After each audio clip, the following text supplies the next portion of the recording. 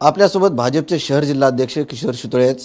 भाऊ, तुम्ही महापालिका चांगल्या पद्धतीने लढलात, यशही मोठं आलं, 57 जागा निवडून आल्यात, पण आता बहुमतासाठी एक जागा कमी पडते.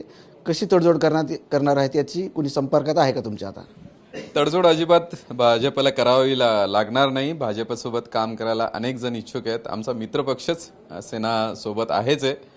मला खात्री आहे की ते कुठली अट शर्त न टाकता आमच्या सोबत राहतील आणि विकसित छत्रपती संभाजीनगरचा जो आमचा वचननामा आहे त्यात माननीय मुख्यमंत्री देवाभाऊंच्या नेतृत्वात, उपमुख्यमंत्री शिंदेसाहेब, उपमुख्यमंत्री अजितदादा यांच्या नेतृत्वात आम्ही छत्रपती संभाजीनगर करणार आहे. त्याच्यामुळे शिंदेसेना सोबत येईल. पण मी त्याच्याही पलीकडे जाऊन सांगतो की 2 दिवस झालेत निकाल लागून आणि मला शिंदेसेनेशिवाय इतरही मंडळी येत आहेत, शुभेच्छा देत आहेत आणि तेही त्यांचंही सूचक वक्तव्य आहे की आम्ही तुमच्या सोबत आहे. त्याच्यामुळे जे आमचा विचार घेऊन सोबत येतील त्यांना घेऊन छान विकासाचं काम करू. खरं पाहिलं तर शिवसेना भाजपची युती शिवसेनेने तोडली असं तुम्ही म्हटले होते, त्यांनी तशी प्रेस घेऊन सांगितलं होतं. परंतु आता ते तुम्ही म्हणतात यायला सोबत यायला तयार आहेत, परंतु त्यांच्या काही अटी आहेत का? बोलणं काही झालं का शिवसेनेशी किंवा पालकमंत्र्यांशी बोलणं झालं का याबाबत? नाही बघा, निवडणुकीला आमची खूप इच्छा होती युती व्हावी, युतीत लढावं.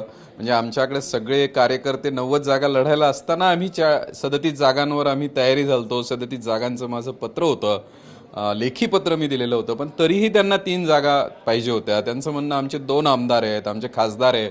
पण अतिशय विनम्रपणाने मी सांगतो की हे सगळे ज्यांचे 2 आमदार असतील, खासदार असतील, हे निवडून आणण्यामध्ये भारतीय जनता पार्टीच्या विचार परिवाराने काम केलेलं आहे. आमचा प्रत्येक कार्यकर्ता सेनेच्या आमदार आणि खासदारांना निवडण्यासाठी लढलेला आहे. हे अगदी विनम्रपणाने सांगतो, याच्यामध्ये कुठला गर्व किंवा मोठेपणा नाही आहे. आम्ही महायुती म्हणून लढताना भाजपचा प्रत्येक कार्यकर्त्यांनी काम केलं आहे, हे त्यांनी मान्य करायला पाहिजे.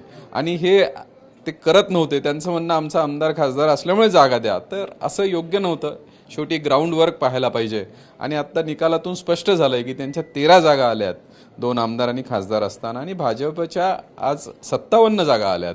तर जनमत हे भाजपच्या बाजूने.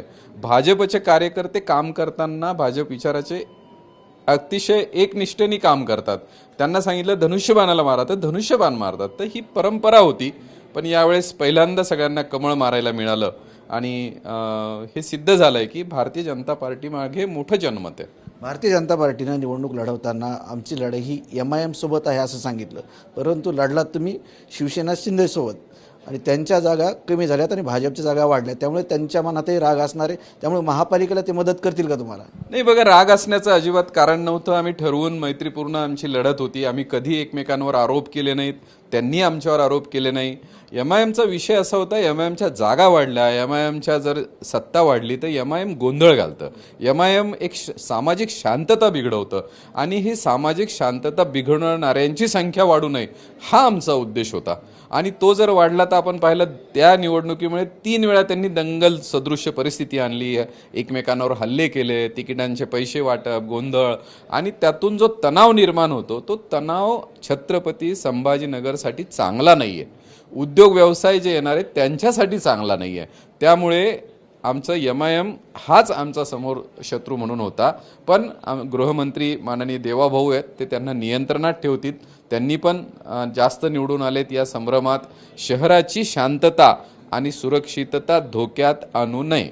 माझा प्रश्न असा होता की भाजपमुळे शिवसेनेच्या सीट कमी झाल्यात. अर्थात होणारच होत्या. त्यांच्यामध्ये आपण पाहिलं की त्यांची मुलं मुली असे सगळे नेत्यांचे उभे होते आणि भाजपकडून आदेश होता की कोणत्याही मंत्री खासदार आमदाराच्या मुलामुलींना तिकीट नाही. त्यामुळे आमचा प्रत्येक नेता मोकळा होता इतर कार्यकर्त्यांची निवडणूक लढायला. हा बेसिक फरक आहे. ते मुलामुलींमध्ये अडकलेले होते आणि आम्ही कार्यकर्त्यांसाठी फिरत होतो, कार्यकर्त्यांसाठी लढत होतो. तर हे जे संघटनेचं सामर्थ्य आहे की आपल्या घरातलं कोणी नसेल त्यावेळेला कुणीही माणूस इतरांसाठी काम करतो, निस्वार्थपणाने काम करतो. तर हे भाजपचं जे सामर्थ्य आहे हे राज्यात आपण पाहिलं आहे की मुलं मुली पत्नी बाजूला ठेवले आणि इतरांसाठी काम करणारे नेते पळत राहिले तर यश मोठं मिळतं. हे सगळ्या पक्षांनी शिकलं पाहिजे. बरं, आता महापौर पदासाठी तुम्हाला 1 मत कमी पडणार आहे. शिवसेना तुम्हाला मदत करायला तयारी असेल, मग त्या बदल्यात त्यांना काय भेटणार आहे? नाही, राज्यामध्ये आम्ही एकत्र आहोत. येणारा निधी जो आहे तो केंद्र आणि राज्यातून येणार आहे आणि ते आमचे मित्रपक्ष आहे. तर त्यांनी कुठलीही अट शर्त काही नाही ठेवली. तर सोबत मिळून छान काम करता येईल. दोघांचा विचार एक आहे, हिंदुत्वाच्या विचाराचे आम्ही आहोत आणि आम्ही मोठा भाऊ आहोत याचा आम्हाला गर्व नाही, आम्हाला तो अभिमान आहे. आणि आम्ही कधी छोट्या भावाचा दुस्वास करणं किंवा त्याला कमी लेखणं असं करत नाही. आत्ताही बैठका होत होत्या त्यावेळेस आम्ही त्यांच्याकडे जात होतो, आम्ही पुढाकार घेत होतो. तर मोठा भाऊ याचा अर्थ काही आपण गुर्मी करावी असा आमचा अतिशय अजिबात हेतू नाही आहे. आम्ही त्यांना सोबत घेऊन काम करू. नक्कीच होते भाजपचे जिल्हाध्यक्ष किशोर शितोळे आणि शिवसेनेनं भाजपसोबत महापौर पदासाठी जे एकमत लागणार आहे त्यासाठी यावं, परंतु नियम अटी काही घालू नये असं स्पष्ट म्हणणं भाजपा जिल्हाध्यक्ष किशोर शितोळे यांचं आहे. कॅमेरामॅन हर्षल निकमसह संजय सर्वोदय TV9 मराठी, छत्रपती संभाजीनगर.